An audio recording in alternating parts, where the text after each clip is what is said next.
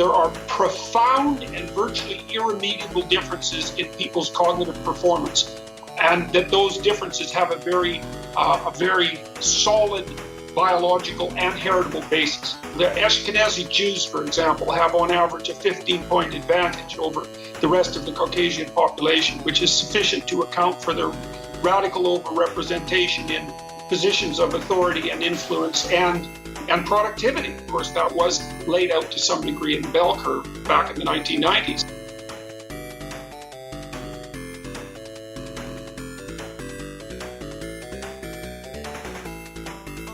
And you can look across, it's the same with basketball, hoops successfully managed, hockey goals scored, soccer goals scored, records produced, books written, books sold, records sold. It's like everywhere, this law, this weird square root law. Sometimes people sum that up as the 80-20 principle, but it's way that's worse. The way I heard it. Yeah, it's way worse than that. Yeah, it's way worse than 80-20. Yeah, well, it implies, for example, if you have an organization with 10,000 people, 100 of them doing half the work.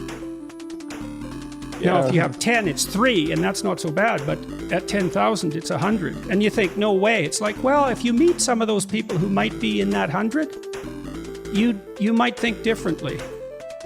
So, and this looks like there's some fundamental rule, and so you're interested in income distribution, and so what do you make of this sort of thing? Well, it reminds me of a classic paper by the late economist Sherwin Rosen, University of Chicago, called The Economics of Superstars. And he starts it out by observing 80-20 like observations by, let's look at the earnings of tennis players and look at the rank. So how much total prize money is won by tennis players and what proportion of it goes to people based on the rank? And he gets something like an 80, the top, 20 or 25 tennis players are taken in, the vast majority of the winnings.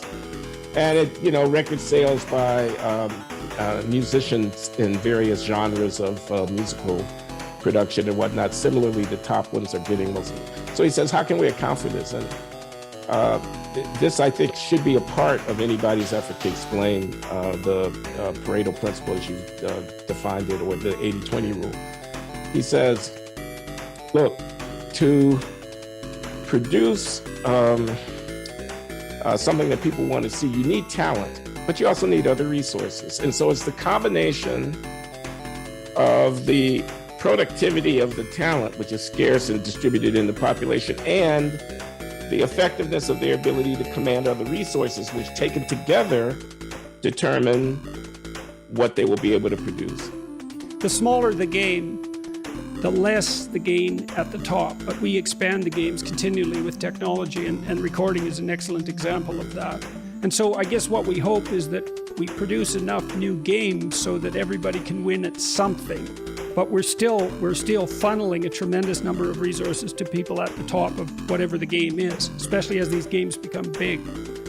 So, yes. And you see that well, it's really obvious with money, and people complain continually about the top 1%, but the problem is that there's a book called Big Science, Little Science that was written in about 1962, and the author escapes me at the moment, but he did exactly the same sort of analysis for the scientific literature. It's exactly the same story. So, hyper-dominance of a tiny minority of people, and so there's a natural, it's something like positive feedback loops too, isn't it? The main argument against the notion or the allegation that Jordan Peterson is racist is to point out the extent to which he is not conventionally racist. Jordan Peterson is Christian, and yet he is not conventionally Christian. He is an extremely unconventional Christian, to such a point, to such an extent that many Christians would say, well, this is my conventional definition of who a Christian is, and he doesn't fit into it. Nevertheless, if you understand what his project is as an author and as a kind of political leader in our times, he is leading a Christian movement in this same sense, in this same way.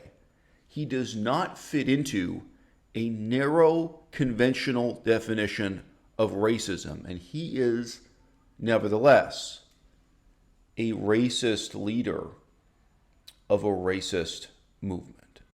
I'm not saying that money isn't a good singular marker of relative status. It's probably the best singular marker there is, but it's not the only one, right? There are diverse places where you can attain status. And so, and you know, you can be poor and dignified. You've certainly met people like that. You can be poor and admired within your family. You can be poor and of decent or outstanding character, for that matter. And so, and that's not exactly a domain that's regulated socially like the economic domain, but it's not nothing. And so, and by the same token, you know, you can sacrifice a lot of those things to economic pursuit, and then you'll have lots of money, but man, your life sucks in 50 different ways. So I don't know if that's a sufficient solution, but it's not nothing. But this is not constantly laissez-faire, if I understand it. It's not saying the government should just withdraw and let the chips fall where they may. It could be advocating for a policy of some kind of, you know, everybody needs work that's meaningful. You know, everybody needs a kind of sense of security, you know, that they're not going to get sick and not be able to pay the bill, that they're not going to get old and not know where the next meal is coming from. Let's try to guarantee to the extent that we can. We know the world's not just perfect, and we may not be able to solve all these problems. But let's try to make sure that there's decent housing for someone that's not, so they don't have to sleep under a bridge, et cetera, et cetera. And then we can let the chips fall where they Yeah, well, it seems to me that societies like, well, the US to some degree, but more specifically, I would say the Scandinavian countries and probably Canada would more or less fall into that, ballpark. I don't mean fall into a ballpark, it's a pretty bad metaphor, but, you know, that's kind of what those democratic socialist countries have tried to establish. Now, it seems to be easier to do that in a smaller country that's more homogenous in its ethnic and racial grouping, and maybe also technically it's easier with a smaller population. The US is so damn big. It gets very complicated to try to do the same thing, you know, that those smaller polities have managed. More homogenous in its ethnic and racial grouping. So I've been considering this proposition that's emerged from the woke end of the political spectrum, let's say, that all white people are racist. And I think, okay, are all white people racist? What's the answer to that? And the answer is yes, and no, and how dare you frame the question like that? That's the three answers. So yes, let's look at yes first. Well, are all people racist? Probably. Probably, yeah. Probably. Like, we have really, really intense in-group affiliative tendencies. And yet we're supposed to suppose that maybe, especially North American white people, can learn to not be racist, unlike all other people in the world. That's a tough proposition. Well, all of us, it's very difficult for all of us to overcome our in-group biases. And we never even want to do it completely, because we want to love our family specially. And we also only have a limited amount of time and attention. So we have to love some people specially, or do nothing at all for anyone.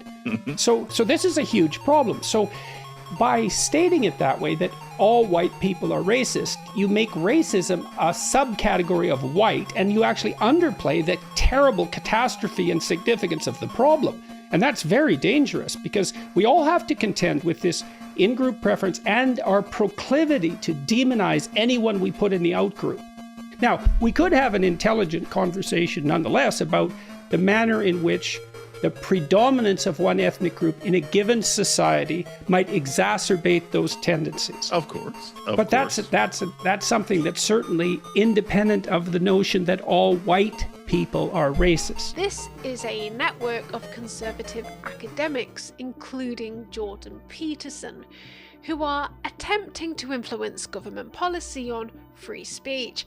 Free speech being code for normalizing white nationalism. Palantir's chief of staff has attended meetings with Christian theologians at Cambridge University's Faculty of Divinity, with Jordan Peterson in attendance. Their common concern was the increasing threat from the advancement of a liberal agenda to traditional Christian religious and theological beliefs, including an unnerving fascination with race science. Unknown to most, Peterson seems to be sympathetic to scientific racism despite disavowing far-right views, but tends to only admit this, and in carefully guarded terms, in specific discussions. There are profound and virtually irremediable differences in people's cognitive performance, and that those differences have a very solid biological and heritable basis. The Ashkenazi Jews, for example, have on average a 15-point advantage over